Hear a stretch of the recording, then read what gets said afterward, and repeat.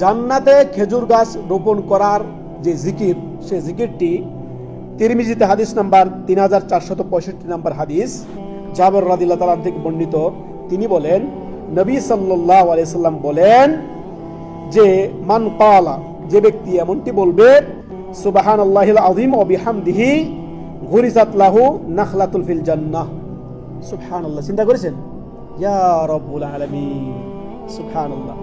ছোট্ট একটি জিকির, এই জিকিরটি যদি আপনি করেন তাহলে আল্লাহ রব্বুল আলামিন আপনার জন্য জান্নাতে একটি খেজুর গাছ রোপণ করা হবে। সুবহানাল্লাহ। আপনি এই জিকিরটি যদি করেন, যতবার আপনি এই জিকিরটা করবেন ততটা খেজুর গাছ আপনার জন্য জান্নাতে রোপণ করা হবে। ছোট্ট একটি জিকির, সুবহানাল্লাহ।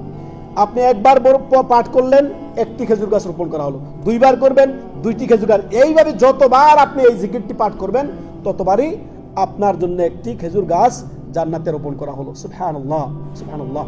হাদিসটি তিরমিজিতে আসছে 3465 নম্বর হাদিস, জাবের রাদিয়াল্লাহু তাআলা থেকে বর্ণিত।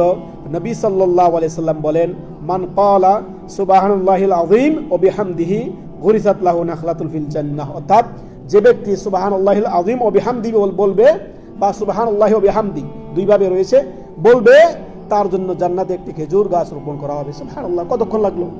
10 সেকেন্ড, 20 সেকেন্ড। এই অল্প সময়ের মধ্যে আপনি অনেক নেকি অর্জন করে নিতে পারেন। জান্নাতে যতবার পড়লেন ততবার আপনার জন্য জান্নাতে খেজুর গাছ রোপণ করা হলো। সুবহানাল্লাহ, সুবহানাল্লাহ।